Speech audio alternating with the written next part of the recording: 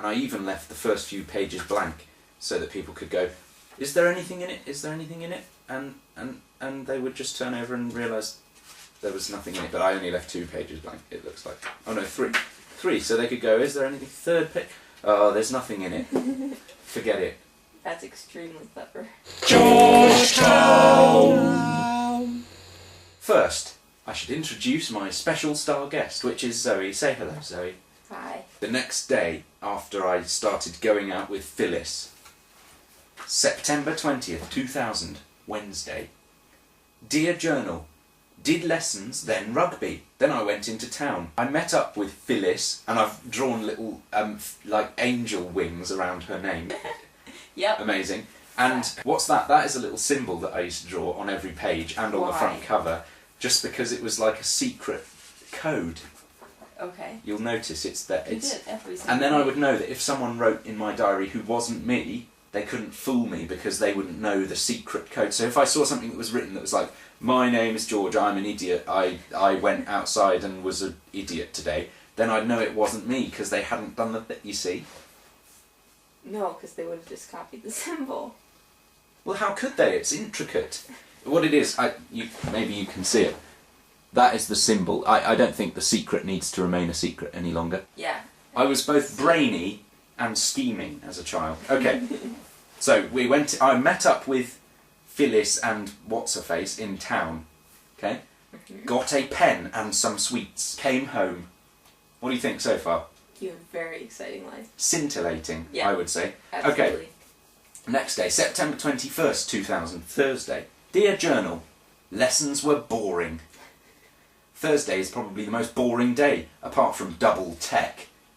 Double tech. Double tech, which is like mucking about with bits of wood and stuff. I obviously thought that was fun. Did rugby again. Got studded in the leg. I didn't like rugby when I was a kid, but I remember I was trying really hard to like rugby, which is why I was writing it in the thing, but I was rubbish. I was such a big girl, and a wet, and a loser. Anyway, got studded in the leg, which was a good start. We were let out really late, so I had to run really fast to get the bus.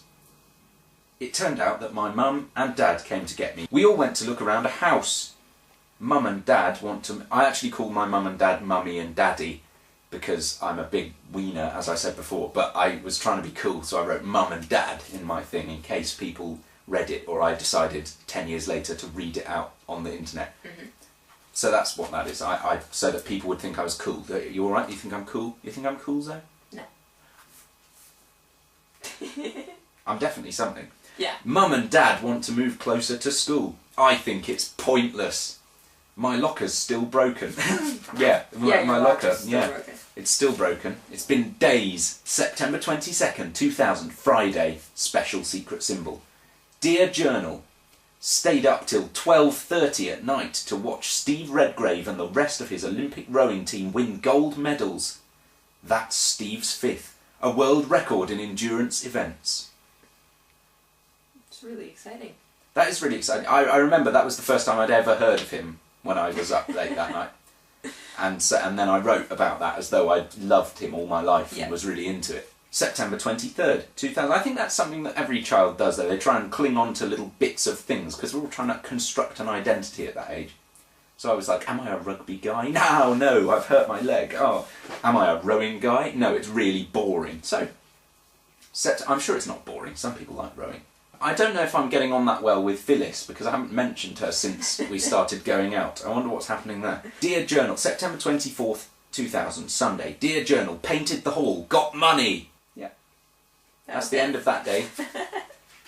Dear Journal, this is the next day, Monday. Dear Journal, today I spent my money on sweets. Obviously not a present for Phyllis. Poor Phyllis.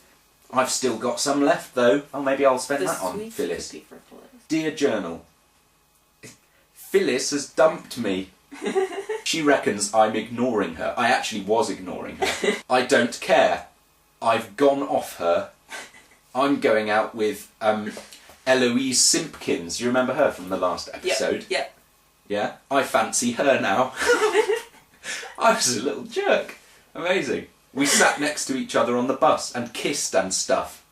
Amazing. Kissed and stuff. Amazing. It lasted like 9 days.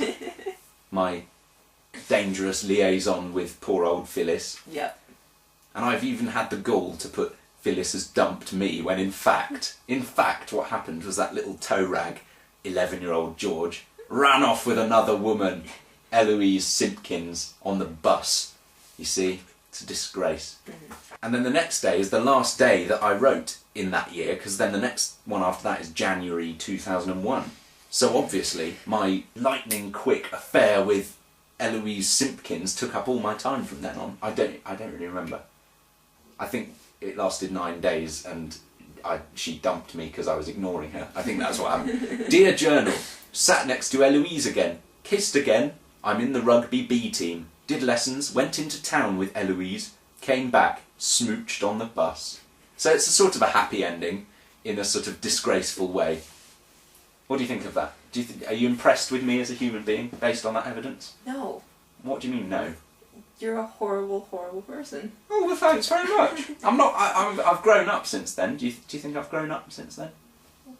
A little tiny bit. Okay. Good. Well, we'll carry on another time from January 15th, 2001. Goodbye. Wavy, wavy. Wavy, wavy. It's gone well, I think. Georgetown! I'll read from the very first page. Dear Journal, I am George Rees. I am 11 years old. I didn't write sneeze.